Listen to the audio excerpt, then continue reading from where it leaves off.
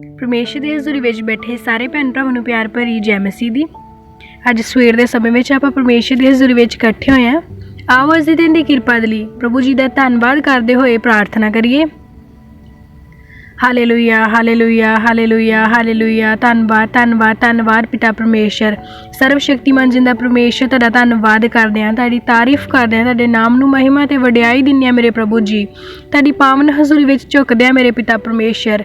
ਅੱਜ ਦੇ ਸੁੰਦਰ ਦਿਨ ਦੇ ਲਈ ਤੁਹਾਡਾ ਧੰਨਵਾਦ ਕਰਦੇ ਹਾਂ ਪਿਤਾ। ਰਾਤ ਭਰ ਤੁਸੀਂ ਸਾਨੂੰ ਸੰਭਾਲ ਕੇ ਰੱਖਿਆ ਮੇਰੇ ਪ੍ਰਭੂ ਜੀ, ਮਿੱਠੀ ਪਿਆਰੀ ਨੀਂਦ ਦਿੱਤੀ ਮੇਰੇ ਪਿਤਾ ਪਰਮੇਸ਼ਰ। ਪ੍ਰਭੂ ਤੁਹਾਡਾ ਧੰਨਵਾਦ ਕਰਦੇ ਹਾਂ ਪ੍ਰਭੂ ਜੀ। ਅਸੀਂ ਆਪਣੇ ਦਿਨ ਦੇ ਸਾਰੇ ਭਲਾਂ ਨੂੰ ਤੁਹਾਡੇ ਤਾਕਤਵਰ ਹੱਥਾਂ ਵਿੱਚ ਸੌਂਪ ਦਿੰਦੇ ਹਾਂ। ਅਸੀਂ ਵਿਸ਼ਵਾਸ ਕਰਦੇ ਕਿ ਜਿੱਦਾਂ ਰਾਤ ਦੇ ਵੇਲੇ ਤੁਸੀਂ ਸਾਨੂੰ ਸੰਭਾਲ ਕੇ ਰੱਖਿਆ, ਦਿਨ ਦੇ ਵੇਲੇ ਵੀ ਤੁਸੀਂ ਸਾਨੂੰ ਸੰਭਾਲ ਕੇ ਰੱਖੋਗੇ ਪਿਤਾ। ਆਪਣੇ ਸਵਰਗ ਦੂਤਾਂ ਨੂੰ ਸਾਡੇ ਲਈ ਹੁਕਮ ਦਿਓ ਕਿ ਉਹ ਸਾਡੇ ਸਾਰੇ ਰਾਸਤੇ ਵਿੱਚ ਸਾਡੀ ਮਦਦ ਸਹਾਇਤਾ ਕਰਨ। ਹਰ ਇੱਕ ਖਤਰੇ, ਮੁਸੀਬਤ, ਦੁਰਘਟਨਾ, ਪਰੇਸ਼ਾਨੀ ਔਰ ਬਿਮਾਰੀ ਤੋਂ ਸਾਨੂੰ ਬਚਾ ਕੇ ਰੱਖਣ ਪਿਤਾ। ਅਸੀਂ ਅੱਜ ਆਪਣੇ ਦਿਨ ਦੀ ਸ਼ੁਰੂਆਤ ਤੁਹਾਡੇ ਪਵਿੱਤਰ ਵਚਨ ਦੇ ਨਾਲ ਕਰਨ ਜਾ ਰਹੇ ਹਾਂ ਮੇਰੇ ਪ੍ਰਭੂ ਜੀ। ਪਿਤਾ, ਅੱਜ ਦਾ ਦਿੱਤਾ ਹੋਇਆ ਤੁਹਾਡਾ ਇਹ ਖਾਸ ਵਚਨ ਸਾਡੇ ਹਿਰਦਿਆਂ ਦੇ ਅੰਦਰ ਜਮ੍ਹਾਂ ਹੋ ਜਾਵੇ ਔਰ ਸਾਡੇ ਲਈ ਆਸ਼ੀਸ਼ ਤੇ ਬਰਕਤ ਦਾ ਕਾਰਨ ਬਣੇ ਪ੍ਰਭੂ ਜੀ। ਕੋਈ ਵੀ ਸ਼ੈਤਾਨ ਦੀ ਸ਼ਕਤੀ ਇਸ ਸੁੰਦਰ ਸਮੇਂ ਨੂੰ, ਇਸ ਪਾਕ ਵਚਨ ਨੂੰ ਸਾਡੇ ਕੋਲੋਂ ਚੁਰਾ ਨਾ ਪਾਵੇ। ਔਰ ਪ੍ਰਭੂ ਜੀ, ਜੋ ਵੀ ਜਨ ਇਸ ਪਾਕ ਵਚਨ ਨੂੰ ਸੁਣੇ ਉਹ ਤੁਹਾਡੇ ਨਾਮ ਵਿੱਚ ਵਾਧਾ ਔਰ ਤਰੱਕੀ ਕਰਦਾ ਜਾਵੇ। ਅਸੀਂ ਇਹ ਮੰਗਦੇ ਹਾਂ ਸਾਡੇ ਪ੍ਰਭੂ ਯਿਸੂ ਮਸੀਹ ਜੀ ਦੇ ਨਾਮ ਵਿੱਚ, ਆਮੀਨ। ਅੱਜ ਆਪਾਂ ਪਰਮੇਸ਼ਰ ਦੀ ਮਹਿਮਾ ਦੇ ਲਈ ਪਰਮੇਸ਼ਰ ਦੇ ਦੁਆਰਾ ਹੋਏ ਵੱਡੇ ਕੰਮਾਂ ਦੀਆਂ ਗਵਾਹੀਆਂ ਨੂੰ ਜਾਣਾਂਗੇ। ਪਹਿਲੀ ਗਵਾਹੀ ਸਿਸਟਰ ਸੀਤੋ ਦੀ ਆ, ਜੋ ਦੱਸਦੇ ਹਨ ਕਿ ਉਹਨਾਂ ਦਾ BP ਬਹੁਤ ਜ਼ਿਆਦਾ ਵੱਧ ਜਾਂਦਾ ਸੀ ਅਤੇ ਉਹਨਾਂ ਦੇ ਅੰਦਰ ਇਨਫੈਕਸ਼ਨ ਵੀ ਬਹੁਤ ਜ਼ਿਆਦਾ ਵੱਧ ਚੁੱਕੀ ਸੀ। ਸਿਸਟਰ ਨੇ ਸਿਰਫ 2 ਵਾਰ ਹੀ ਪ੍ਰਾਰਥਨਾ ਸੁਣੀ ਅਤੇ ਉਹ ਬਿਲਕੁਲ ਠੀਕ ਹੋ ਗਏ। ਉਸ ਤੋਂ ਬਾਅਦ ਉਹਨਾਂ ਨੇ ਸਵੇਰ ਸ਼ਾਮ ਦੀ ਪ੍ਰਾਰਥਨਾ ਨੂੰ ਹਰ ਰੋਜ਼ ਸੁਣਨਾ ਸ਼ੁਰੂ ਕਰ ਦਿੱਤਾ ਔਰ ਇਸ ਗਵਾਹੀ ਦੇ ਲਈ ਸਿਸਟਰ ਪਰਮੇਸ਼ਰ ਦਾ ਦਿਲ ਤੋਂ ਧੰਨਵਾਦ ਕਰਦੇ ਹਨ। ਦੂਸਰੀ ਗਵਾਹੀ ਸਿਸਟਰ ਬਲਵਿੰਦਰ ਕੌਰ ਦੀ ਆ, ਜੋ ਕਿ 45 ਸਾਲ ਦੇ ਹਨ। ਸਿਸਟਰ ਦੀ ਬੇਟੀ ਬਾਹਰ ਜਾਣਾ ਚਾਹੁੰਦੇ ਸਨ। 4 ਸਾਲ ਹੋ ਗਏ ਸਨ ਉਹਨਾਂ ਨੂੰ ਬਾਹਰ ਦੇ ਲਈ ਟਰਾਈ ਕਰਦੇ ਹੋਏ, ਪਰ ਉਹਨਾਂ ਦਾ ਬਣਦਾ ਨਹੀਂ ਸੀ। ਜਦੋਂ ਵਰਤ ਦੇ ਸਮੇਂ ਦੇ ਵਿੱਚ ਸਿਸਟਰ ਨੇ ਖਾਸ ਤੌਰ 'ਤੇ ਆਪਣੇ ਪਰਿਵਾਰ ਦੇ ਲਈ, ਆਪਣੀ ਬੇਟੀ ਦੇ ਲਈ ਪ੍ਰਾਰਥਨਾ ਕੀਤੀ ਤਾਂ ਉਹਨਾਂ ਦੀ ਬੇਟੀ ਦਾ ਵੀਜ਼ਾ ਆ ਚੁੱਕਾ ਆ। ਔਰ ਦੂਸਰੀ ਗਵਾਹੀ ਸਿਸਟਰ ਦੀ ਹੈ ਕਿ ਉਹਨਾਂ ਦੇ ਬੇਟੇ ਨੂੰ ਬਹੁਤ ਜ਼ਿਆਦਾ ਕਬਜ਼ ਰਹਿੰਦੀ ਸੀ। ਵਰਤ ਦੇ ਸਮੇਂ ਦੇ ਵਿੱਚ ਸਿਸਟਰ ਨੇ ਆਪਣੇ ਬੇਟੇ ਦੇ ਲਈ ਦੁਆ ਕੀਤੀ ਅਤੇ ਉਹਨਾਂ ਦੇ ਬੇਟੇ ਨੇ ਕਬਜ਼ ਤੋਂ ਬਿਲਕੁਲ ਛੁਟਕਾਰਾ ਪਾਇਆ ਆ। ਔਰ ਇਹਨਾਂ ਸਾਰੀਆਂ ਗਵਾਹੀਆਂ ਦੇ ਲਈ ਅਸੀਂ ਪਰਮੇਸ਼ਰ ਦਾ ਦਿਲ ਤੋਂ ਧੰਨਵਾਦ ਕਰਦੇ ਹਾਂ। ਅੱਜ ਆਪਾਂ ਪਰਮੇਸ਼ਰ ਦੇ ਵਚਨ 'ਚੋਂ ਜਾਣਾਂਗੇ ਉਪਦੇਸ਼ਕ ਦੀ ਪੋਥੀ, ਉਹਦੇ 3 ਨੰਬਰ ਅਧਿਆਏ ਦੀ 10 ਔਰ 11 ਨੰਬਰ ਆਇਤ ਨੂੰ। ਮੈਂ ਉਸ ਕਸ਼ਟ ਨੂੰ ਵੇਖਿਆ ਹੈ ਜੋ ਪਰਮੇਸ਼ਰ ਨੇ ਆਦਮ ਵੰਸ਼ ਨੂੰ ਦਿੱਤਾ ਕਿ ਉਹ ਉਸ ਦੇ ਵਿੱਚ ਰੁੱਝੇ ਰਹਿਣ। ਉਸ ਨੇ ਹਰੇਕ ਵਸਤੂ ਆਪੋ ਆਪਣੇ ਸਮੇਂ ਵਿੱਚ ਸੁੰਦਰ ਬਣਾਈ ਹੈ ਅਤੇ ਉਸ ਨੇ ਸਦੀਪਕਤਾ ਨੂੰ ਵੀ ਉਹਨਾਂ ਦੇ ਮਨਾਂ ਵਿੱਚ ਟਿਕਾ ਦਿੱਤਾ ਹੈ। ਤਾਂ ਵੀ ਇਨਸਾਨ ਉਸ ਕੰਮ ਨੂੰ ਜੋ ਪਰਮੇਸ਼ਰ ਆਦਿ ਤੋਂ ਲੈ ਕੇ ਅੰਤ ਤੱਕ ਕਰਦਾ ਹੈ ਬੁੱਝ ਨਹੀਂ ਸਕਦਾ। ਹਾਲੇਲੂਇਆ। ਪਰਮੇਸ਼ਰ ਦਾ ਵਚਨ ਸਾਨੂੰ ਕੀ ਦੱਸਦਾ? ਉਪਦੇਸ਼ਕ ਦੀ ਪੋਥੀ ਸਾਨੂੰ ਬਹੁਤ ਹੀ ਗਿਆਨ ਦੀਆਂ ਗੱਲਾਂ ਦੱਸਦੀ ਔਰ ਨਾਲ ਨਾਲ ਸਾਨੂੰ ਕਈ ਗੱਲਾਂ 'ਚ ਕਨਫਿਊਜ਼ ਵੀ ਕਰ ਦਿੰਦੀ ਆ ਕਿ ਇਹ ਸਭ ਕਿਉਂ ਹੋ ਰਿਹਾ, ਕਿਉਂਕਿ ਬਹੁਤ ਸਾਰੀਆਂ ਗੱਲਾਂ ਸਾਨੂੰ ਸਮਝ ਨਹੀਂ ਆਉਂਦੀਆਂ। ਇਹ ਬਹੁਤ ਹੀ ਉੱਪਰ ਦੇ ਲੈਵਲ ਦੀਆਂ ਗੱਲਾਂ ਔਰ ਅਸੀਂ ਅਜੇ ਬਹੁਤ ਹੀ ਨੀਵੇਂ ਆ, ਪਰ ਕੁਝ ਕੁ ਗੱਲਾਂ ਜਿਹੜੀਆਂ ਸਾਨੂੰ ਸਮਝ ਆਉਂਦੀਆਂ ਉਹ ਵਾਕਈ ਸਾਡੇ ਕੰਨ ਵੀ ਖੋਲ੍ਹ ਦਿੰਦੀਆਂ ਆ। ਜਿੱਦਾਂ ਵਚਨ ਕੀ ਕਹਿ ਰਿਹਾ, ਕਹਿੰਦਾ ਮੈਂ ਉਸ ਕਸ਼ਟ ਨੂੰ ਵੇਖਿਆ ਜਿਹੜਾ ਪਰਮੇਸ਼ਰ ਨੇ ਆਦਮ ਵੰਸ਼ ਨੂੰ ਦਿੱਤਾ। ਹੁਣ ਇਸ ਗੱਲ ਤੋਂ ਪਹਿਲਾਂ ਮੈਂ ਇਹ ਸੋਚਿਆ ਸੀ ਕਿ ਪਰਮੇਸ਼ਰ, ਤੁਸੀਂ ਤਾਂ ਕਿਹਾ ਵੀ ਪਰਮੇਸ਼ਰ ਬੁਰੇ ਕੰਮਾਂ 'ਚ ਪਰਖਦਾ ਨਹੀਂ। ਮੈਂ ਕਿੱਦਾਂ ਵੀ ਆਪਣੀਆਂ ਸੋਚਾਂ ਤੁਹਾਡੇ ਬਾਰੇ ਜਾਣਦਾ ਜਿਹੜੀਆਂ ਖਰੀਆਂ ਆ। ਪਰ ਬਾਅਦ ਵਿੱਚ ਜਦੋਂ ਮੈਂ ਇਸ ਗੱਲ ਨੂੰ ਗਹਿਰਾਈ ਦੇ ਨਾਲ ਸਮਝਿਆ ਤਾਂ ਉਤਪੱਤ ਦੇ ਵਿੱਚ ਕੀ ਲਿਖਿਆ ਸੀ ਕਿ ਪਰਮੇਸ਼ਰ ਨੇ ਆਦਮ ਤੇ ਹਵਾ ਨੂੰ ਸ਼ਰਾਪ ਦਿੱਤਾ ਸੀ। ਕਿਉਂਕਿ ਉਹਨਾਂ ਨੇ ਅਣਆਗਿਆਕਾਰੀ ਕੀਤੀ ਸੀ ਅਤੇ ਉਸ ਅਣਆਗਿਆਕਾਰੀ ਦੇ ਕਰਕੇ ਉਹਨਾਂ ਦੇ ਉੱਤੇ ਕਸ਼ਟ ਆਇਆ ਸੀ। ਅਤੇ ਇਹ ਉਸ ਕਸ਼ਟ ਦੀ ਗੱਲ ਹੋ ਰਹੀ ਹੈ ਕਿਉਂਕਿ ਆਦਮ ਦੀ ਗੱਲ ਹੋਈ ਹੈ ਅਤੇ ਆਮ ਇਨਸਾਨ ਦੀ ਉਸ ਤੋਂ ਬਾਅਦ ਵਾਲੀ ਗੱਲ ਨਹੀਂ। ਹਾਂ, ਤਾਂ ਆਦਮ ਵੀ ਆਮ ਹੀ ਸੀ, ਪਰ ਇਹ ਉਹ ਹੁਣ ਦੀ ਗੱਲ ਨਹੀਂ ਕਰ ਰਿਹਾ ਜਾਂ ਫਿਰ ਇਹ ਉਸ ਤੋਂ ਬਾਅਦ ਦੀ ਗੱਲ ਨਹੀਂ ਕਰ ਰਿਹਾ, ਆਦਮ ਵੰਸ਼ ਦੀ ਗੱਲ ਕਰ ਰਿਹਾ। ਔਰ ਕਹਿ ਰਿਹਾ ਕਿ ਮੈਂ ਉਸ ਕਸ਼ਟ ਨੂੰ ਵੇਖਿਆ ਜੋ ਪਰਮੇਸ਼ਰ ਨੇ ਆਦਮ ਵੰਸ਼ ਨੂੰ ਦਿੱਤਾ ਤਾਂ ਜੋ ਉਸ ਵਿੱਚ ਰੁੱਝੇ ਰਹਿਣ। ਅਤੇ ਜਦੋਂ ਆਦਮ ਤੇ ਹਵਾ ਨੇ ਪਾਪ ਕੀਤਾ ਅਤੇ ਪਰਮੇਸ਼ਰ ਨੇ ਉਹਨਾਂ ਨੂੰ ਕਸ਼ਟ ਦਿੱਤਾ, ਸ਼ਰਾਪ ਦਿੱਤੇ ਸੀ ਅਤੇ ਉਹ ਉਲਝੇ ਰਹੇ ਉਸੇ ਕੰਮਾਂ ਦੇ ਵਿੱਚ, ਅਤੇ ਅੱਜ ਅਸੀਂ ਵੀ ਉਲਝੇ ਹੀ ਪਏ ਹਾਂ। ਉਸ ਆਦਮ ਦਾ ਅਤੇ ਹਵਾ ਦਾ ਪਾਪ, ਉਹਦੇ ਸ਼ਰਾਪ ਅੱਜ ਸਾਡੇ 'ਤੇ ਵੀ ਲਾਗੂ ਹੋ ਰਹੇ ਅਤੇ ਅਸੀਂ ਵੀ ਅੱਜ ਉਲਝੇ ਹੀ ਪਏ ਹਾਂ। ਉਹਨਾਂ ਨੇ ਤਾਂ ਥੋੜ੍ਹਾ ਸਮਾਂ ਅਦਨ ਦਾ ਬਾਗ ਵੇਖ ਹੀ ਲਿਆ ਅਤੇ ਸਾਥੋਂ ਤਾਂ ਉਹਨਾਂ ਨੇ ਚੰਗੇ ਤਰੀਕੇ ਨਾਲ ਖੋਹ ਲਿਆ ਅਤੇ ਸਾਨੂੰ ਇਸ ਧਰਤੀ 'ਤੇ ਭੇਜ ਦਿੱਤਾ ਕਸ਼ਟ ਭੋਗਣ ਦੇ ਲਈ ਅਤੇ ਉਹਨਾਂ ਦੀ ਸਜ਼ਾ ਨੂੰ ਉਠਾਉਣ ਦੇ ਲਈ। ਪਰ ਯਿਸੂ ਮਸੀਹ ਆਏ ਅਤੇ ਉਹਨਾਂ ਨੇ ਹੁਣ ਰਾਹ ਖੋਲ੍ਹਿਆ ਸਾਡੇ ਲਈ ਕਿ ਅਸੀਂ ਉਸ ਆਦਮ ਦੇ ਬਾਗ ਦੇ ਲਈ ਨਿਕਲੀਏ। ਪਰ ਪਰਮੇਸ਼ਰ ਨੇ ਜਿਹੜਾ ਕਸ਼ਟ ਆਦਮ ਵੰਸ਼ੀਆਂ 'ਤੇ ਪਾਇਆ ਸੀ ਹਜੇ ਉਹ ਪੂਰੇ ਤਰੀਕੇ ਨਾਲ ਟਲਿਆ ਨਹੀਂ ਹੈਗਾ। क्योंकि ये जो असी पाप करते असी कहने भी असी किन्ना भी कोशिश कर लीए असी पाप सातों हो जाता आ, असी किन्ना भी चंगे बनने की कोशिश कर लीए सातों चुगली हो जाती है, सातों निंदिया हो जाती आ, सातों हो जाता है बुरा काम, असी की करिए। तो वह सब तो वड्डा रीजन यही आ कि सब सानू गर्भ तो मिलिया आ, ये सब का कुछ सुभाव, ये जो सब पाप चल रहे सानू गर्भ तो मिलिया आ। ਜਦੋਂ ਅਸੀਂ ਗਰਭ ਵਿੱਚ ਸੀ ਸਾਨੂੰ ਇਹ ਸਭ ਚੀਜ਼ਾਂ ਉਦੋਂ ਤੋਂ ਹੀ ਮਿਲ ਗਈਆਂ, ਇਸ ਕਰਕੇ ਅਸੀਂ ਹਜੇ ਤੱਕ ਇਹਨਾਂ ਚੀਜ਼ਾਂ ਚੋਂ ਬਾਹਰ ਆ ਨਹੀਂ ਪਾ ਰਹੇ ਹਾਂ। ਪਰ ਹਾਂ ਇਹ ਵੀ ਗੱਲ ਹੈ ਕਿ ਜ਼ਰੂਰੀ ਨਹੀਂ ਹੈ ਕਿ ਜੇ ਅਸੀਂ ਇਹਨਾਂ ਦੇ ਵਿੱਚੋਂ ਬਾਹਰ ਨਹੀਂ ਆ ਪਾ ਰਹੇ ਹਾਂ ਤਾਂ ਅਸੀਂ ਕਦੇ ਬਾਹਰ ਆਵਾਂਗੇ ਵੀ ਨਹੀਂ। ਅਸੀਂ ਆਵਾਂਗੇ ਜ਼ਰੂਰ, ਬਾਹਰ ਜ਼ਰੂਰ ਨਿਕਲਾਂਗੇ ਇਸ ਕੰਮ ਦੇ ਵਿੱਚੋਂ, ਤਾਂ ਉਹਦੇ ਲਈ ਸਾਨੂੰ ਮਿਹਨਤ ਕਰਨੀ ਪਏਗੀ। ਪਰ ਨੈਕਸਟ ਆਇਤ ਵਿੱਚ ਕੀ ਲਿਖਿਆ, ਉਸਨੇ ਹਰੇਕ ਵਸਤੂ ਆਪਣੇ ਆਪਣੇ ਸਮੇਂ ਦੇ ਵਿੱਚ ਸੁੰਦਰ ਬਣਾਈ। ਪਰਮੇਸ਼ਰ ਨੇ ਸਭ ਕੁਝ ਕੀ ਕਹਿੰਦੇ ਬਹੁਤ ਸੁੰਦਰ ਬਣਾਇਆ ਅਤੇ ਉਸਨੇ ਸਦੀਪਕਤਾ ਨੂੰ ਵੀ ਉਹਨਾਂ ਦੇ ਮਨਾਂ ਵਿੱਚ ਟਿਕਾ ਦਿੱਤਾ। ਮਤਲਬ ਉਹ ਹਰ ਇੱਕ ਗੱਲ ਜੋ ਪਰਮੇਸ਼ਰ ਨੇ ਬਣਾਈ ਅਤੇ ਬਹੁਤੀਆਂ ਗੱਲਾਂ ਪਰਮੇਸ਼ਰ ਨੇ ਉਹਨਾਂ ਦੇ ਮਨਾਂ 'ਚ ਟਿਕਾ ਦਿੱਤੀਆਂ। ਸਦੀਪਕਤਾ ਮਤਲਬ ਸਦਾ ਤੱਕ ਦੀ। ਫਿਰ ਕਹਿੰਦਾ ਤਾਂ ਵੀ ਇਨਸਾਨ ਉਹ ਕੰਮ ਨੂੰ ਜੋ ਪਰਮੇਸ਼ਰ ਆਦ ਤੋਂ ਲੈ ਕੇ ਅੰਤ ਤੱਕ ਕਰਦਾ ਬੁੱਝ ਨਹੀਂ ਸਕਦਾ। ਪਰ ਇਸ ਵਚਨ ਨਾਲ ਮੈਂ ਬਿਲਕੁਲ ਸੈਟਿਸਫਾਈਡ ਹਾਂ, क्योंकि भावें मैं किन्ना भी वचन पढ़ लवां, किन्ना भी मैनू लगे भी हाँ मैनू इस गल का पूरा ज्ञान आ, पर फिर भी कोई ना कोई आयत मेरे अखां मुरे इहो जी आ ही जाती भी जिहदा मैनू समझ ही नहीं आता कि परमेश्वर आ क्यों होया, आखिर इदां होया क्यों, आए करना क्यों जरूरी सीगा, सीधे तरीके नाल क्यों नहीं होया, इन्ना वंगवेल काहतों पाया तुसीं। तो बहुत सारिया गल्लां आ। हुण एक सिस्टर ने एक दिन मैनू सवाल पूछा सी, मैं चुप रह गई, उस गल ते मैनू नहीं समझ आई, क्योंकि असीं सारे कह दिंदे आ कि परमेश्वर का स्वरूप नहीं हैगा, कोई आकार कोई शेप कोई स्वरूप नहीं हैगा परमेश्वर का। तो फिर वो कहती सिस्टर परमेश्वर ने क्या भी मैं मनुख नूं आपदे स्वरूप ते बनाया, ਇਹਦਾ मतलब परमेश्वर का स्वरूप हैगा आ, जो साडा स्वरूप आ परमेश्वर का स्वरूप आ। फिर असीं ये गल क्यों कहने कि परमेश्वर का स्वरूप नहीं हैगा। हुण कुछ क सवाल परमेश्वर ने आप ही खड़े कर दिते आ। जिद्दां मैं पुराना नेम जो पढ़दी सी तो उत्थे हर जगह ते लिखिया ਉਹਦੇ 10 पुत्तर होए, ਉਹਦੇ 14 पुत्तर होए, ਉਹਦੇ इन्ने पुत्तर होए, पुत्तर होए ਦੀਆਂ ਗੱਲਾਂ ही आ रही आ। ਤਾਂ ਧੀਆਂ ਹੋਇਆ ਤਾਂ ਕਿਤੇ ਲਿਖਿਆ ਹੀ ਨਹੀਂ, ਤਾਂ ਉਹ ਧੀਆਂ ਕਿੱਥੋਂ ਆਈਆਂ, ਉਹ ਕੁੜੀਆਂ ਕਿੱਥੋਂ ਟਪਕ ਪਈਆਂ ਜਦੋਂ ਜਨਮ ਹੀ ਨਹੀਂ ਉਹਨਾਂ ਦੇ ਹੋਏ, कि वो आकाश तो उतरियां। मतलब बहुत सारिया गल्लां जो कई बार पवित्र ग्रंथ सानू कन्फ्यूज कर दिंदा आ। पर हाँ परमेश्वर की ये गल अज बिल्कुल सच आ। कहता भी इंसान नूं भावें परमेश्वर ने सदीपकता दे दित्ती आ, भावें धरती उत्ते उन्हें बहुत कुछ दे दिता, पर उन्हें अपना पूरा भेत किसी नूं नहीं दस्सिया। कहता आद तो लैके अंत तक परमेश्वर की करदा उन्होंने कोई भी बुझ नहीं सकता। बहुतियां इहो जिहियां गल्लां आ जिन्हों असीं बुझ नहीं सकते, बहुतियां इहो जिहियां गल्लां आ जिहदे नाल जिन्ना मर्जी असीं मत्था खपा लईए सातों वो सॉल्व हुंदियां ही नहीं। जिद्दां हुण एक होर मैटर आ, लोकी पुराने समय तो आपां सुणदे आ रहे कह दिंदे कि 84 ਲੱਖ ਜੂਨਾਂ ਹੁੰਦੀਆਂ। ਤਾਂ यीशु मसीह ਦੇ ਹਿਸਾਬ ਦੇ ਨਾਲ ਨਵੇਂ ਨੇਮ ਦੇ ਔਰ ਪੁਰਾਣੇ ਨੇਮ ਦੇ ਹਿਸਾਬ ਦੇ ਨਾਲ ਜਿਹੜਾ ਮਰ ਗਿਆ ਉਹ ਦੁਬਾਰਾ ਜਨਮ ਨਹੀਂ ਲੈਂਦਾ। ਫਿਰ ਬਹੁਤ ਸਾਰੇ ਲੋਕ ਆ ਕੇ ਆਪਦੇ ਪੁਰਾਣੇ ਜਨਮ ਦੀਆਂ ਯਾਦਾਸ਼ਤਾਂ ਦੱਸਦੇ ਵੀ ਹਾਂ ਅਸੀਂ ਦੁਬਾਰਾ ਜਨਮ ਲਿਆ। ਬਹੁਤ ਸਾਰੀਆਂ ਕਨਫਿਊਜ਼ਨ ਆ। ਅੱਜ ਤੁਸੀਂ ਕਹੋਗੇ ਕਿ ਅਸੀਂ ਤਾਂ ਕਨਫਿਊਜ਼ ਹੈਗੇ ਸੀ ਤੇ ਇਹਨਾਂ ਨੇ ਤਾਂ 3-4 ਹੋਰ ਨਵੀਆਂ ਕਨਫਿਊਜ਼ਨ ਲਿਆ ਕੇ ਰੱਖ ਦਿੱਤੀਆਂ। ਤਾਂ ਜ਼ਰੂਰੀ ਨਹੀਂ ਹੈ ਕਿ ਮੈਂ ਤੁਹਾਡੀਆਂ ਕਨਫਿਊਜ਼ਨ ਕਲੀਅਰ ਕਰ ਰਹੀ ਹਾਂ ਤਾਂ ਮੇਰੀਆਂ ਸਾਰੀਆਂ ਕਲੀਅਰ ਆ। ਮੇਰੇ ਵੀ ਮਨ 'ਚ ਬਹੁਤ ਜ਼ਿਆਦਾ ਸ਼ੱਕ ਆ, ਬਹੁਤ ਜ਼ਿਆਦਾ ਸ਼ੱਕ ਨਹੀਂ ਮਤਲਬ कह सकते हैं भी बहुत ज़्यादा सवाल आ। हाँ बहुत ज़्यादा सवाल कह सकते हैं कि परमेश्वर इदां क्यों आ, फिर जूना का की हिसाब आ, कि ਜਿਹੜੇ जानवर मरते आ फिर उन्हों का की न्याय होएगा।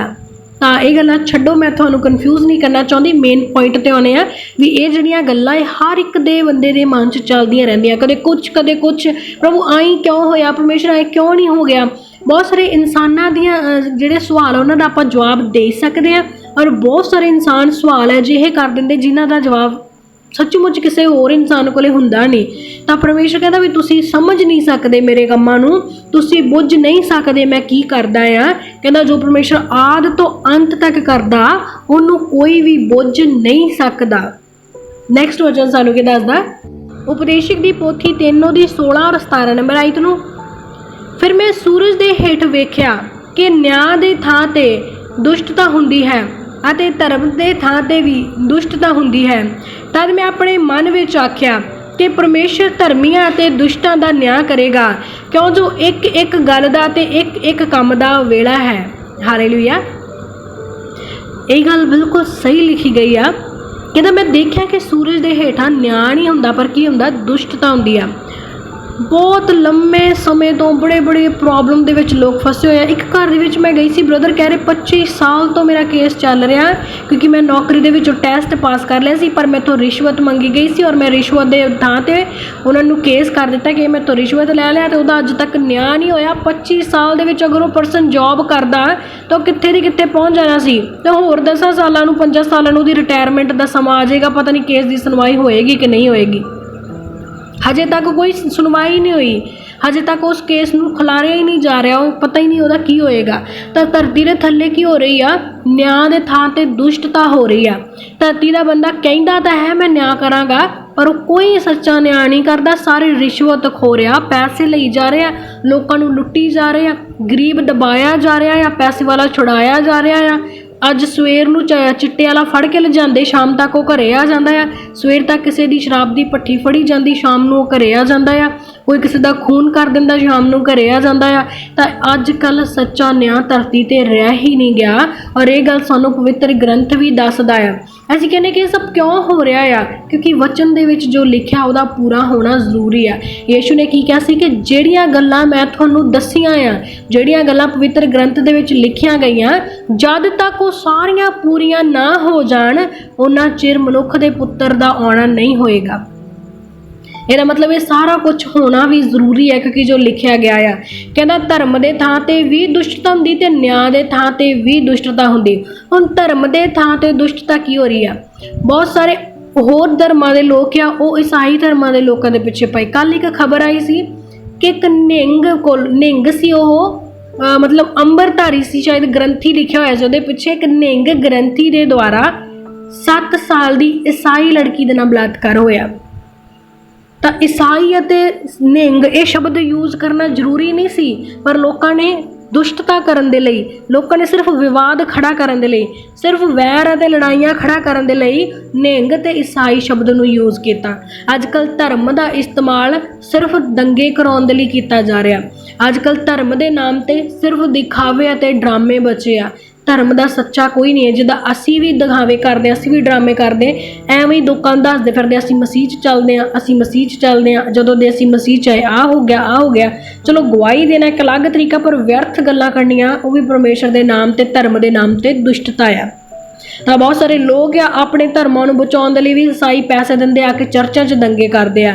ਬਹੁਤ ਸਾਰੇ ਹੋਰ ਧਰਮਾਂ ਦੇ ਲੋਕ ਆ ਸਿੱਖਾਂ ਨੂੰ ਫੜ ਲੈਂਦੇ, ਬਹੁਤ ਸਾਰੇ ਸਿੱਖ ਆ ਹਿੰਦੂਆਂ ਨੂੰ ਫੜ ਲੈਂਦੇ। ਮਤਲਬ ਧਰਮ ਦੇ ਨਾਮ 'ਤੇ ਇੱਕ ਦੂਜੇ ਨਾਲ ਵਿਵਾਦ ਚੱਲ ਰਿਹਾ। ਅਸਲੀ ਧਰਮ ਦਾ ਮਤਲਬ ਕਿ ਕਿਸੇ ਨੂੰ ਨਹੀਂ ਪਤਾ। ਹਰ ਇੱਕ ਧਰਮ ਦਾ ਗ੍ਰੰਥ ਆ ਨਾ ਜਿਹੜਾ, ਉਹ ਇਹੀ ਗੱਲ ਕਹਿੰਦਾ ਵੈਰ ਨਾ ਕਰੋ, ਪਿਆਰ ਰੱਖੋ ਆਪਸ ਵਿੱਚ। ਪਰ ਇਹ ਵੈਰ ਵੀ ਸਾਡੇ 'ਚ ਹੈਗਾ ਅਤੇ ਪਿਆਰ ਸਾਡੇ 'ਚ ਹੈ ਨਹੀਂ ਗਾ, ਅਤੇ ਉੱਦਾਂ ਅਸੀਂ ਧਰਮ ਦੇ ਨਾਂ 'ਤੇ ਲੜਾਈਆਂ ਕਰਦੇ ਹਾਂ। ਤਾਂ ਵਚਨ ਕਹਿੰਦਾ ਨਿਆਂ ਦੇ ਨਾਂ 'ਤੇ ਵੀ ਦੁਸ਼ਟਤਾ ਅਤੇ ਧਰਮ ਦੇ ਨਾਂ 'ਤੇ ਵੀ ਦੁਸ਼ਟਤਾ ਆ। ਕਿਸੇ ਦਾ ਸੱਚਾ ਨਿਆਂ ਨਹੀਂ ਹੁੰਦਾ, ਕਿਸੇ ਨੂੰ ਸੱਚਾ ਧਰਮ ਨਹੀਂ ਪਤਾ। ਕਹਿੰਦਾ ਤਦ ਮੈਂ ਆਪਣੇ ਮਨ ਵਿੱਚ ਆਖਿਆ ਕਿ ਪਰਮੇਸ਼ਰ ਧਰਮੀਆਂ ਅਤੇ ਦੁਸ਼ਟਾਂ ਦਾ ਨਿਆਂ ਕਰੇਗਾ। ਸਾਨੂੰ ਲੱਗਦਾ ਵੀ ਅਸੀਂ ਬੜੇ ਹੀ ਸਿਆਣੇ ਆ, ਸਾਥੋਂ ਆਪਣਾ ਇੱਕ ਜਨਮ, ਆਪਣੀ ਜ਼ਿੰਦਗੀ ਦੇ ਕੁਝ ਕੁ ਸਾਲ, ਔਰ ਈਵਨ ਆਪਣਾ ਪਰਿਵਾਰ ਹੀ ਨਹੀਂ ਸਾਂਭਿਆ ਜਾ ਰਿਹਾ। ਅਸੀਂ ਕਿੱਡੇ ਕੁ ਸਮਝਦਾਰ ਹੋਵਾਂਗੇ। ਅਸੀਂ ਆਪਣੇ ਜਿਸ ਦੇਸ਼ ਵਿੱਚ ਰਹਿ ਰਹੇ ਸਾਥੋਂ ਉਹ ਨਹੀਂ ਸਾਂਭਿਆ ਜਾਵੇਗਾ। ਚਲੋ ਦੇਸ਼ ਬਹੁਤ ਵੱਡੀ ਗੱਲ ਆ, ਪਰਿਵਾਰ 'ਤੇ ਹੀ ਗੱਲ ਲੈ ਆਓ ਕਿ ਇੱਕ ਪਰਿਵਾਰ ਦੇ ਵਿੱਚ ਸਾਰੇ ਬੰਦੇ ਸਿਆਣੇ ਨਹੀਂ ਹੁੰਦੇ। ਉਹਨਾਂ ਵਿੱਚੋਂ ਕੋਈ ਨਾ ਕੋਈ ਨਸ਼ੇ 'ਚ ਪੈ ਜਾਏਗਾ, ਕੋਈ ਨਾ ਕੋਈ ਬੱਚਾ ਆਪਣੇ ਮਾਂ-ਬਾਪ ਦੀ ਗੱਲ ਨਹੀਂ ਮੰਨੇਗਾ, ਜਾਂ ਫਿਰ ਕਈ ਫਾਦਰ ਨੇ ਉਹ ਨਸ਼ਾ ਕਰਦੇ ਨੇ, ਉਹ ਆਪਣੀ ਵਾਈਫ ਨੂੰ ਕੁੱਟਦੇ ਮਾਰਦੇ ਨੇ।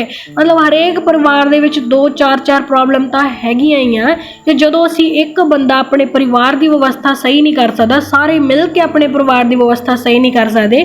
ਅਸੀਂ ਇੱਕੋ ਘਰ ਦੇ ਵਿੱਚ ਰਹਿੰਦੇ ਹਾਂ, ਬਚਪਨ ਤੋਂ ਇੱਕੋ ਘਰ ਦੇ ਵਿੱਚ ਇਕੱਠੇ ਰਹਿ ਰਹੇ ਹਾਂ 4 ਭੈਣ ਭਰਾ, ਤੇ ਉਹਨਾਂ ਚਾਰਾਂ ਦੀਆਂ ਸੋਚਾਂ, ਚਾਰਿਆਂ ਦੇ ਖਿਆਲ ਚਾਰੋਂ ਦਿਸ਼ਾਵਾਂ ਵਰਗੇ ਆ, ਇੱਕ ਦੂਜੇ ਤੋਂ ਆਪੋਜ਼ਿਟ ਆ, ਕਦੇ ਇਕੱਠੇ ਹੋ ਹੀ ਨਹੀਂ ਸਕਦੇ। ਇਹ ਉਸੇ ਮਾਂ-ਬਾਪ ਨੇ ਉਹਨੂੰ ਪਾਲਿਆ, ਉਸੇ ਮਾਂ-ਬਾਪ ਨੇ ਉਹਨੂੰ ਪਾਲਿਆ, ਚਾਰਾਂ ਨੂੰ ਇੱਕੋ ਮਾਂ-ਬਾਪ ਨੇ ਪਾਲਿਆ, ਪਰ ਫਿਰ ਵੀ ਚਾਰੇ ਅਲੱਗ-ਅਲੱਗ ਸੋਚ ਵਾਲੇ ਆ।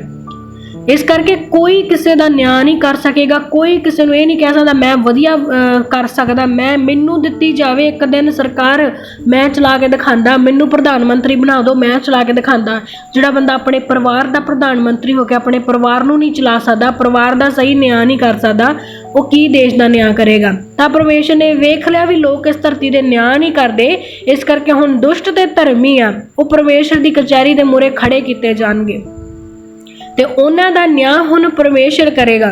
ਕਹਿੰਦਾ ਇੱਕ ਇੱਕ ਗੱਲ ਅਤੇ ਇੱਕ ਇੱਕ ਕੰਮ, ਉਹਦਾ ਵੇਲਾ ਆਏਗਾ। ਅੰਤ ਦਾ ਵੇਲਾ, ਨਿਆਂ ਦਾ ਵੇਲਾ, ਕਿਆਮਤ ਦਾ ਵੇਲਾ ਅਤੇ ਉਸ ਫੈਸਲੇ ਦਾ ਜਿਹੜੇ ਫੈਸਲੇ ਦੇ ਇੰਤਜ਼ਾਰ ਵਿੱਚ ਅਸੀਂ ਸਾਰੇ ਹਾਂ ਕਿ ਮੈਨੂੰ ਸਵਰਗ ਮਿਲੇਗਾ ਕਿ ਨਹੀਂ, ਕਿ ਮੈਨੂੰ ਨਰਕ ਤਾਂ ਨਹੀਂ ਮਿਲ ਜਾਏਗਾ। ਤਾਂ ਉਹ ਫੈਸਲਾ ਹੋਏਗਾ। ਔਰ ਵਚਨ ਸਾਨੂੰ ਦੱਸ ਰਿਹਾ ਵੀ ਸਿਰਫ ਕੰਮ ਦਾ ਨਹੀਂ ਪਰ ਗੱਲ ਦਾ ਵੀ ਨਿਆਂ ਹੋਏਗਾ। ਸਾਡੇ ਤੋਂ ਨਿਆਂ ਨਹੀਂ ਹੋਏ, ਅਸੀਂ ਸੰਸਾਰ ਦੇ ਵਿੱਚ ਇੱਕ ਗੁਨਾਹ ਦੀ ਸਜ਼ਾ ਦੇਣ ਦੇ ਵਿੱਚ ਸਫਲ ਨਹੀਂ ਹੈਗੇ, ਪਰ ਪਰਮੇਸ਼ਰ ਸਾਡੇ ਸਾਰਿਆਂ ਦੇ ਜ਼ਿੰਦਗੀ ਭਰ ਦੇ ਗੁਨਾਹਾਂ ਦੀ ਸਜ਼ਾ ਦੇਣ ਦੇ ਵਿੱਚ, ਫੈਸਲਾ ਲੈਣ ਦੇ ਵਿੱਚ ਬਿਲਕੁਲ ਖਰਾ ਆ। ਤੇ ਉਹ ਕਰਕੇ ਦਿਖਾਏਗਾ ਸਾਨੂੰ ਵੀ ਨਿਆਂ ਕਿੱਦਾਂ ਹੁੰਦਾ ਆ, ਕਿਉਂਕਿ ਵੀ ਅਸੀਂ ਤਾਂ ਇਸ ਕੰਮ ਦੇ ਵਿੱਚ ਬਿਲਕੁਲ ਅਸਫਲ ਆ। ਔਰ ਕਿਉਂਕਿ ਇਸ ਧਰਤੀ ਤੇ ਦੁਸ਼ਟਤਾ ਬਹੁਤ ਜ਼ਿਆਦਾ ਵੱਧ ਚੁੱਕੀ ਆ, ਤੇ ਚਾਹੇ ਕੋਈ ਦੁਸ਼ਟ ਆ ਚਾਹੇ ਕੋਈ ਧਰਮੀ ਆ, ਅਗਰ ਇੱਕ ਧਰਮੀ ਦਾ ਨਿਆਂ ਸਹੀ ਨਹੀਂ ਹੋ ਰਿਹਾ ਤਾਂ ਉਹਦਾ ਨਿਆਂ ਸਹੀ ਪਰਮੇਸ਼ਰ ਕਰੇਗਾ। ਅਗਰ ਇੱਕ ਦੁਸ਼ਟ ਦਾ ਖਰਾ ਨਿਆਂ ਨਹੀਂ ਹੋਇਆ ਤਾਂ ਉਹਦਾ ਖਰਾ ਨਿਆਂ ਵੀ ਪਰਮੇਸ਼ਰ ਹੀ ਕਰੇਗਾ। ਹਾਲੇਲੂਇਆ। ਨੈਕਸਟ ਵਚਨ ਜੋ ਦੇਖਾਂਗੇ, ਉਪਦੇਸ਼ਕ ਦੀ ਪੋਥੀ 3:18-19 ਨੰਬਰ ਆਇਤ ਨੂੰ, ਮੈਂ ਆਪਣੇ ਮਨ ਵਿੱਚ ਆਖਿਆ ਕਿ ਇਹ ਆਦਮ ਵੰਸ਼ੀਆਂ ਦੇ ਕਾਰਨ ਹੁੰਦਾ ਹੈ, ਤਾਂ ਜੋ ਪਰਮੇਸ਼ਰ ਉਹਨਾਂ ਨੂੰ ਜਾਂਚੇ ਅਤੇ ਉਹ ਵੇਖਣ ਕਿ ਉਹ ਆਪ ਪਸ਼ੂਆਂ ਵਰਗੇ ਹੀ ਹਨ, ਕਿਉਂ ਜੋ ਕੁਝ ਆਦਮੀ ਵੰਸ਼ ਉੱਤੇ ਬੀਤਦਾ ਹੈ ਉਹੀ ਪਸ਼ੂ ਉੱਤੇ ਵੀ ਬੀਤਦਾ ਹੈ। ਦੋਵਾਂ ਉੱਤੇ ਇੱਕੋ ਜਿਹੀ ਬੀਤਦੀ ਹੈ, ਜਿਵੇਂ ਇਹ ਮਰਦਾ ਹੈ ਉਸੇ ਤਰ੍ਹਾਂ ਉਹ ਵੀ ਮਰਦਾ ਹੈ। ਹਾਂ, ਸਭਨਾਂ ਵਿੱਚ ਇੱਕੋ ਜਿਹਾ ਸਾਹ ਹੈ ਅਤੇ ਮਨੁੱਖ ਪਸ਼ੂ ਨਾਲੋਂ ਕੁਝ ਉੱਤਮ ਨਹੀਂ। ਹਾਂ, ਸਭ ਕੁਝ ਵਿਅਰਥ ਹੀ ਹੈ। ਹਾਲੇਲੂਇਆ। ਅੱਜ ਤਾਂ ਪਰਮੇਸ਼ਰ ਨੇ ਸਾਨੂੰ ਪਸ਼ੂਆਂ ਦੇ ਨਾਲ ਮਿਲਾ ਦਿੱਤਾ। ਪਰਮੇਸ਼ਰ ਦਾ ਵਚਨ ਸਾਨੂੰ ਕੀ ਦੱਸ ਰਿਹਾ, ਕਹਿ ਰਿਹਾ ਕਿ ਮੈਂ ਆਪਣੇ ਮਨ ਦੇ ਵਿੱਚ ਵੇਖਿਆ ਤੇ ਸੋਚਿਆ ਕਿ ਆਦਮੀ ਤੇ ਪਸ਼ੂਆਂ ਵਰਗਾ ਹੀ ਆ। ਜੇ ਆਦਮੀ ਦੇ ਵਿੱਚ ਸਾਹ ਆ ਤਾਂ ਪਸ਼ੂਆਂ ਦੇ ਵਿੱਚ ਵੀ ਸਾਹ ਆ। ਜੇ ਆਦਮੀ ਮਰਦਾ ਤਾਂ ਪਸ਼ੂ ਵੀ ਮਰਦੇ ਆ। ਤੇ ਕਹਿੰਦਾ ਆਦਮੀ ਤਾਂ ਪਸ਼ੂਆਂ ਦੇ ਨਾਲੋਂ ਉੱਤਮ ਤਾਂ ਨਹੀਂ ਹੈਗਾ। ਕਹਿੰਦਾ ਫਿਰ ਕੀ ਸਭ ਕੁਝ ਵਿਅਰਥ ਹੀ ਆ। ਅਗਰ ਅਸੀਂ ਪਸ਼ੂਆਂ ਦੇ ਖਾਣੇ ਦਾ ਵਿਵਸਥਾ ਕਰਦੇ ਹਾਂ, ਪਸ਼ੂਆਂ ਦੇ ਲਈ ਅਸੀਂ ਵਿਵਸਥਾ ਲੈ ਕੇ ਆਉਂਦੇ, ਤਾਂ ਸਾਡੇ ਲਈ ਪਰਮੇਸ਼ਰ ਵਿਵਸਥਾ ਲੈ ਕੇ ਆਉਂਦਾ ਆ। ਅਗਰ ਅਸੀਂ ਪਸ਼ੂਆਂ ਨੂੰ ਮਤਲਬ ਵੇਚਦੇ ਹਾਂ ਤਾਂ ਅੱਜ ਕੱਲ੍ਹ ਅਸੀਂ ਵੀ ਵੇਚ ਹੀ ਰਹੇ ਇੱਕ ਦੂਜੇ ਨੂੰ, ਕਿਉਂਕਿ ਜਿਹੜਾ ਦਾਜ ਦਿੱਤਾ ਜਾਂਦਾ ਉਹ ਵੇਚਣਾ ਹੀ ਕਹਿੰਦੇ ਆ। ਜੇ ਕੋਈ ਦਾਜ ਮੰਗਦਾ ਤਾਂ ਉਹ ਵੀ ਮੁੱਲ ਲਾ ਰਿਹਾ ਆਪਦਾ। ਅਸੀਂ ਕਹਿ ਨਹੀਂ ਰਹੇ ਕਿ ਅਸੀਂ ਫ੍ਰੀ 'ਚ ਹਾਂ। ਪਸ਼ੂ ਵੇਚੇ ਜਾਂਦੇ ਤਾਂ ਅਸੀਂ ਵੀ ਆਪਣੀਆਂ ਧੀਆਂ ਭੈਣਾਂ ਨੂੰ ਵੇਚਦੇ ਹੀ ਹਾਂ।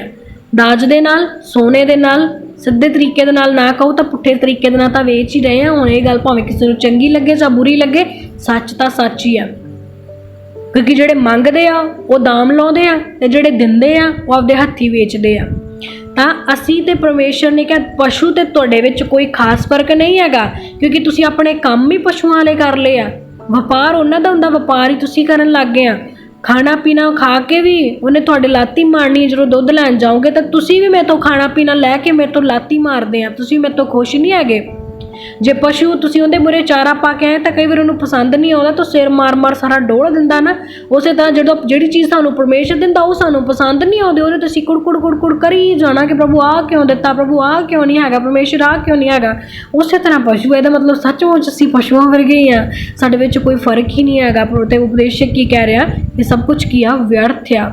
ਐਵੇਂ ਫੁੱਕੇ ਹੰਕਾਰ ਵਿੱਚ ਨਾ ਰਹਿ ਜਿਓ ਕਿ ਅਸੀਂ ਬੜੇ ਚੰਗੇ ਹਾਂ। ਹੁਣ ਪਰਮੇਸ਼ਰ ਦਾ ਵਚਨ ਤਾਂ ਸਾਨੂੰ ਪਸ਼ੂਆਂ ਵਰਗੇ ਕਹਿ ਰਿਹਾ ਆ, ਉਹ ਸਾਡੀਆਂ ਆਦਤਾਂ ਕਰਕੇ ਕਹਿ ਰਿਹਾ ਹੈ, ਪਰ ਇਹ ਉਹ ਦੁਸ਼ਟਾਂ ਨੂੰ ਕਹਿ ਰਿਹਾ ਆ, ਧਰਮੀਆਂ ਨੂੰ ਨਹੀਂ। ਕਿਉਂਕਿ ਜਿਹੜੇ ਪਰਮੇਸ਼ਰ ਦੇ ਦਿੱਤੇ ਤੋਂ ਖੁਸ਼ ਹੁੰਦੇ, ਜੋ ਪਰਮੇਸ਼ਰ ਦਿੰਦਾ ਉਹ ਖੁਦ ਵੀ ਨੂੰ ਖੁਸ਼ੀ ਨਾਲ ਖਾ ਲੈਂਦੇ, ਤਾਂ ਉਹ ਫਿਰ ਚੰਗੇ ਪਸ਼ੂ ਵਰਗੇ ਆ। ਜਿਹੜੇ ਨਹੀਂ ਖੁਸ਼ੀ ਨਾਲ ਖਾਂਦੇ ਉਹ ਮਾੜੇ ਪਸ਼ੂ ਵਰਗੇ ਹੈ। ਫਿਰ ਅਸੀਂ ਪਸ਼ੂ ਹੀ ਆ, ਚਾਹੇ ਚੰਗੇ ਚਾਹੇ ਮਾੜੇ ਹੋ ਰਹੀਏ।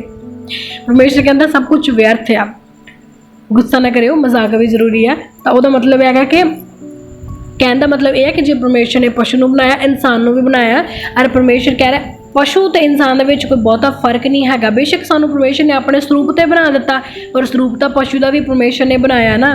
ਪਰ ਹਾਂ, ਇੱਕ ਗੱਲ ਜ਼ਰੂਰ ਸਾਡੇ 'ਚ ਪਸ਼ੂਆਂ ਨਾਲੋਂ ਡਿਫਰੈਂਟ ਆ ਕਿ ਪਸ਼ੂਆਂ ਨੂੰ ਸਮਝ ਨਹੀਂ ਹੁੰਦੀ, ਪਸ਼ੂਆਂ ਨੂੰ ਸ਼ਾਇਦ ਓਨੀ ਸਮਝ ਨਹੀਂ ਹੁੰਦੀ। ਕਈ ਵਾਰ ਜਿੱਥੋਂ ਅਸੀਂ ਰੋਕਦੇ ਹਾਂ ਜਾਣ ਬੁੱਝ ਕੇ ਉੱਥੇ ਹੀ ਵੜਦਾ। ਪਰ ਦੇਖਿਆ ਜਾਵੇ ਤਾਂ ਕਈ ਵਾਰ ਜਦੋਂ ਅਸੀਂ ਆਪਣੀ ਮਰਜ਼ੀ ਕਰਦੇ ਹਾਂ, ਜਿੱਥੋਂ ਪਰਮੇਸ਼ਰ ਸਾਨੂੰ ਰੋਕਿਆ ਅਸੀਂ ਵੀ ਜਾਣ ਬੁੱਝ ਕੇ ਉੱਥੇ ਹੀ ਵੜਦੇ ਹਾਂ। ਤਾਂ ਸਾਡੇ 'ਚ ਤੇ ਪਸ਼ੂਆਂ ਵਿੱਚ ਬਹੁਤਾ ਫਰਕ ਤਾਂ ਨਹੀਂ ਹੈਗਾ, ਪਰ ਜੇ ਅਸੀਂ ਚਾਹੀਏ ਤਾਂ ਫਰਕ ਪਾ ਜ਼ਰੂਰ ਸਕਦੇ ਹਾਂ। ਅਸੀਂ ਆਪਣੇ ਆਪ ਨੂੰ ਇਨਸਾਨਾਂ ਦੀ ਜੂਨੀ ਵਿੱਚ ਲਿਆਉਣ ਦੇ ਲਈ ਪਰਮੇਸ਼ਰ ਦੀ ਗੱਲ ਨੂੰ ਮੰਨੀਏ, ਪਰਮੇਸ਼ਰ ਦੇ ਡਰ ਭਿਆ ਨੂੰ ਮੰਨੀਏ, ਆਪਣੇ ਆਪ ਨੂੰ ਜਾਨਵਰਾਂ ਨਾਲੋਂ ਅਲੱਗ ਕਰਨ ਦੇ ਲਈ ਸਮਝ ਦੇ ਨਾਲ ਚੱਲੀਏ, ਨਾ ਸਮਝੀ ਦੇ ਨਾਲ ਨਹੀਂ।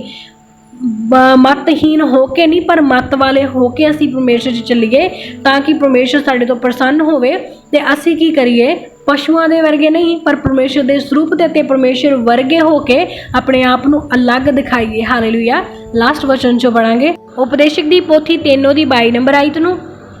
ਇਸ ਲਈ ਮੈਂ ਵੇਖਿਆ ਕਿ ਮਨੁੱਖ ਦੇ ਲਈ ਇਸ ਨਾਲੋਂ ਚੰਗਾ ਹੋਰ ਕੋਈ ਗੱਲ ਨਹੀਂ ਕਿ ਉਹ ਆਪਣੇ ਕੰਮ ਧੰਦੇ ਵਿੱਚ ਆਨੰਦ ਰਹੇ, ਕਿਉਂ ਜੋ ਉਸ ਦਾ ਭਾਗ ਇਹੋ ਹੈ, ਕਿਉਂ ਜੋ ਕੁਝ ਉਹਦੇ ਬਾਅਦ ਹੋਵੇਗਾ ਉਸ ਨੂੰ ਵੇਖਣ ਲਈ ਕੌਣ ਉਹਨੂੰ ਮੋੜ ਲਿਆਵੇਗਾ।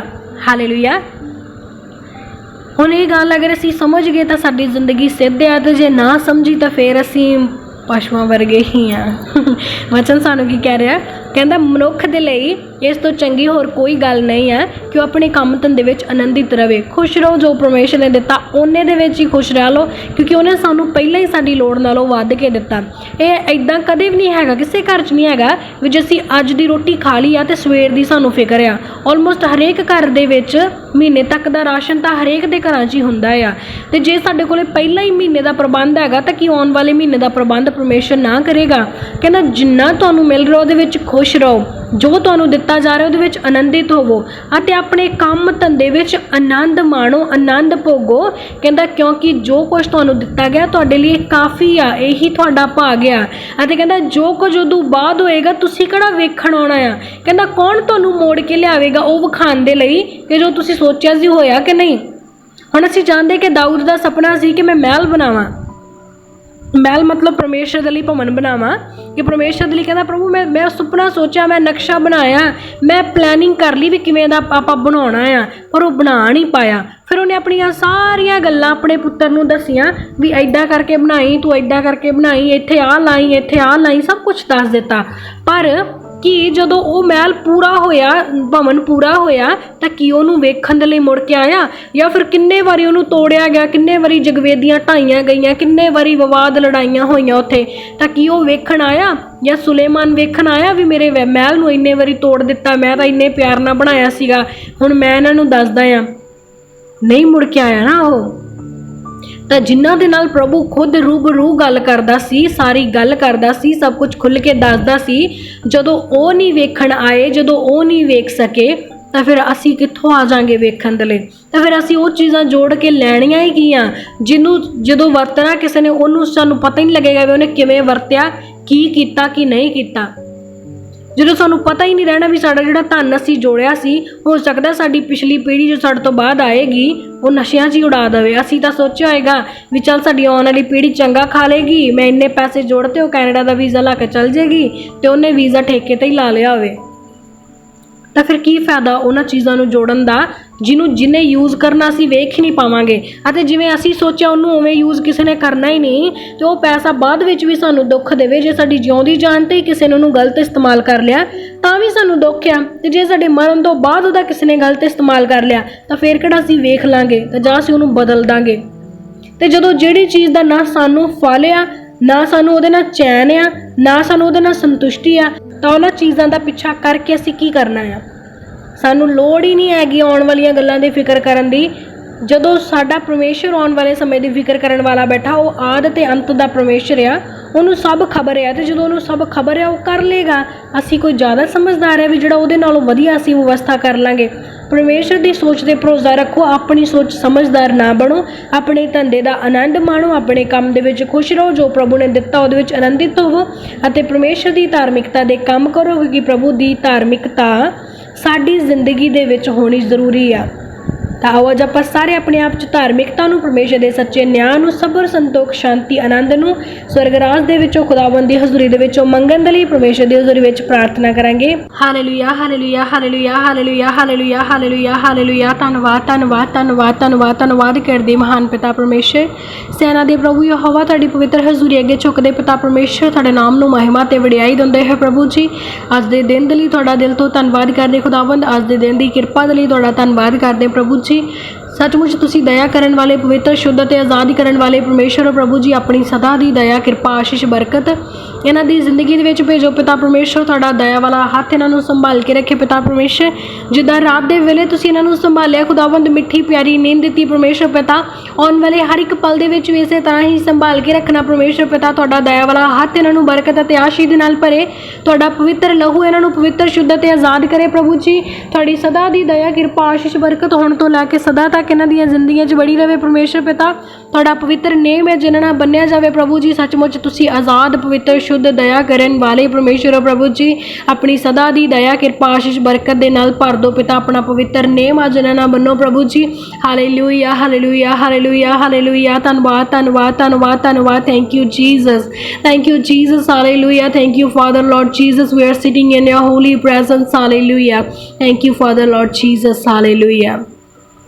महान पिता परमेश्वर तुहाडी अगुवाई नूं मंगदे आ पिता परमेश्वर। असीं भुल्ले ते भटके होए आ पिता परमेश्वर। असीं गर्भ तो ही पिता परमेश्वर पाप नूं पहन लिया ਅਤੇ ਉਹ ਪਾਪ ਸਾਡੀਆਂ ਨਸਾਂ ਦੇ ਵਿੱਚ ਫੈਲ ਗਿਆ ਪ੍ਰਭੂ ਜੀ। ਅੱਜ ਖੁਦਾਵੰਦ ਸਾਡੀ ਨਸ ਨਸ ਦੇ ਵਿੱਚ ਤੁਹਾਡਾ ਪਵਿੱਤਰ ਲਹੂ ਫੈਲ ਜਾਵੇ ਪਿਤਾ ਪਰਮੇਸ਼ਰ। ਅੱਜ ਖੁਦਾਵੰਦ ਅਸੀਂ ਉਹ ਨਾ ਰਹੀਏ ਜੋ ਅਸੀਂ ਪਹਿਲਾਂ ਸੀ, ਪਰ ਅੱਜ ਅਸੀਂ ਯੀਸ਼ੂ ਨਾਮ ਦੇ ਵਿੱਚ ਨਵੇਂ ਹੋ ਜਾਈਏ ਪਿਤਾ ਜੀ। ਅੱਜ ਸਾਡਾ ਸੁਭਾਅ ਨਵਾਂ ਹੋ ਜਾਵੇ, ਸਾਡੀ ਜ਼ਿੰਦਗੀ ਨਵੀਂ ਹੋ ਜਾਵੇ ਪਿਤਾ।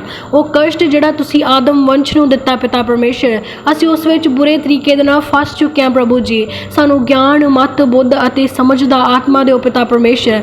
ਅਸੀਂ ਉਸ ਗਿਆਨ ਨੂੰ ਪ੍ਰਾਪਤ ਕਰੀਏ ਜੋ ਤੁਹਾਡੇ ਰਾਹ ਦੇ ਵੱਲ ਜਾਵੇ। ਅਸੀਂ ਨਿਰਬੁੱਧ ਹੋ ਕੇ ਪਿਤਾ ਪਰਮੇਸ਼ਰ ਤੁਹਾਡੇ ਗਿਆਨ ਤੋਂ ਵਾਂਝੇ ਨਾ ਰਹੀਏ ਪ੍ਰਭੂ ਜੀ। ਸਾਡੀ ਜ਼ਿੰਦਗੀ ਦਾ ਹਰ ਇੱਕ ਪਲ ਤੁਹਾਡੀ ਮਰਜ਼ੀ ਇੱਛਾ ਦੇ ਅਨੁਸਾਰ ਹੋਵੇ। ਤੁਹਾਡਾ ਦਇਆ ਵਾਲਾ ਹੱਥ ਸਾਨੂੰ ਬਹੁਤਾਇਤ ਦੇ ਨਾਲ ਪਵਿੱਤਰ ਮਸਾ ਕਰੇ ਪਿਤਾ ਪਰਮੇਸ਼ਰ। ਤੁਹਾਡੀ ਸਦਾ ਦੀ ਦਇਆ ਕਿਰਪਾ ਆਸ਼ੀਸ਼ ਬਰਕਤ ਨੂੰ ਮੰਗਦੇ ਆ ਪਰਮੇਸ਼ਰ ਪਿਤਾ।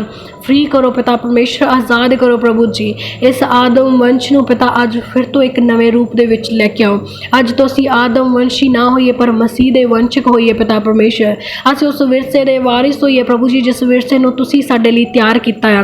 असीं इस कष्ट दे विचों निकल जाइए पिता परमेश्वर, क्योंकि सचमुच तुहाडे आद तो लैके अंत तक दे कम्मां दा भेत असीं नहीं पाया पिता, पर सानूं उन्हां कम्मां दा भेत दिओ प्रभु जी जो कम सानूं स्वर्ग राज दे वल लै जाण। जो सुभाਅ साडा ਉਹ ਹੋਵੇ पिता जो तुहाडा सुभाਅ सी, साडे सुभाਅ नूं बदलो पिता परमेश्वर। अज सानूं थक्किया ते भार हेठां दबिया होया नूं आराम दिओ, सच्ची शांति दिओ पिता परमेश्वर। अज तुहाडा पवित्र आत्मा हर एक भैन भाई नूं छुए पिता। अज बहुतायत दे नाल हर एक नूं मसा करो पिता। अज दुखी हिरदिਆਂ ਦੇ ਵਿੱਚੋਂ आनंद नूं पाउण पिता परमेश्वर। अज इस सोग दे विच पिता परमेश्वर खुशी नूं महसूस करन पिता जी। अज दो भी दुखी दिल दे नाल बैठे ने पिता परमेश्वर। अज इन्हां दे दुखी दिल नूं एक नवे आनंद दे नाल भर दो पिता। तुसीं वचन दे विच कह के जो कोई हंझूआं दे नाल बीजेगा वो जयकारियां दे नाल वड्डेगा। अज जो भी भैन भाई तुहाडी हज़ूरी दे विच रो रहा पिता, अज उहदे हंझूआं नूं तुसीं वेखो प्रभु जी।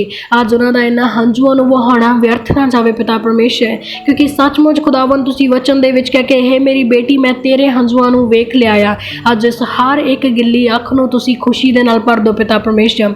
अज इन्हां दे हिरदियां गुरदियां ते अपना कब्जा वास करो पिता परमेश्वर। अज तो ये संसारिक ना रहन पिता, अज तो ये पहला वर्गे ना रहन प्रभु जी। अज तो एक नवा रूप नवी जिंदगी नवे बुद्ध ते नवे जन्म दे नाल ब्लैस किते जान। अज तो फिर तो नवे ते नरोए किते जान खुदावन। श्राप पिता परमेश्वर इन्हां दी जिंदगी तो टुट जावे। ओ आदम वंश दा श्राप, ओ आदम वंश दा कष्ट अज इन्हां दी जिंदगियां चों निकल जावे पिता। अज मसीह दे स्वरूप दे विच तैयार किते जान, जिदा मसीह परमेश्वर दा सी ते परमेश्वर दी चाल चलिया। अज तो हर एक भैन भाई परमेश्वर दी चाल चलन वाला हो जावे खुदावंद। ये अपने आप दे चारों वर दूतां दे पैरां नूं महसूस करन पिता। अज एक ठंडी हवा इन्हां नूं छुए पिता और इन्हां दे सारे बोझ तो इन्हां नूं हल्का करे प्रभु जी। अज पवित्र आत्मा एक चौके दी तरह इन्हां दे विच आओ और सारी बदी तो इन्हां नूं आज़ाद करो पिता परमेश्वर। अज इन्हां दे हिरदियां गुरदियां मनां दे विच अपना कब्जा और वास करो पिता परमेश्वर। हालेलुया।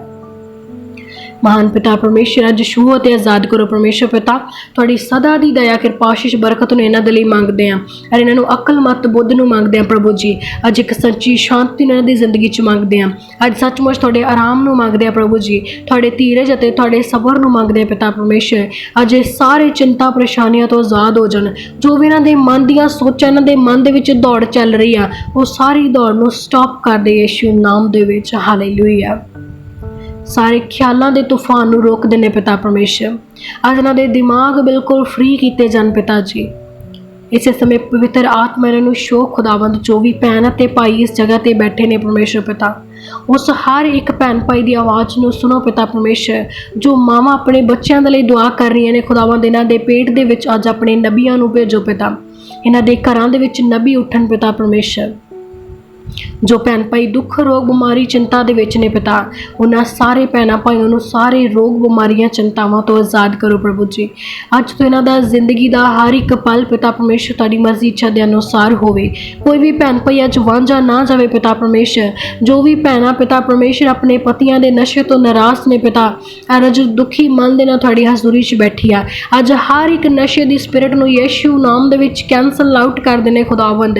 अज इस हर घर दे विच पिता परमेश्वर तलाक दे केस नूं कैंसल करदे आ, जिन्हां दे बच्चे आग्याकारी दे विच नहीं आ पिता परमेश्वर, अज तो आग्याकारी दे विच होण पिता परमेश्वर।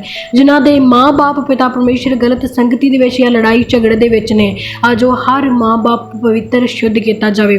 जिन्हां दे पति इन्हां नूं कुटमार करदे ने खुदावंद, अज आपसी प्यार और मिलवर्तन दो खुदावंद। जिन्हां दे बच्चे इन्हां दे कहने दे विच बाहर ने, अज ये सारे बच्चे अपने माँ बाप की आग्या का पालन करने वाले हो जान। जिन्हां ने भी अपने घर परिवार नूं तुहाडे हत्थां दे विच सौंपिया, अज सचमुच पूरे परिवार नवीं जिंदगी नूं महसूस करन। तुहाडी ताजगी अज इस घरां ते उतरे पिता, नवें सिरे तो फ्रैश पवित्र शुद्ध ते आज़ाद कर दे खुदावंद। इन्हां घरां परिवारां दे उत्ते तुहाडी दया भलाई आशीष बरकत किरपा नूं मंगदे परमेश्वर पिता, इस प्रार्थना नूं तुहाडे सामर्थी नाम दे विच मंगदे हां। आमीन आमीन आमीन।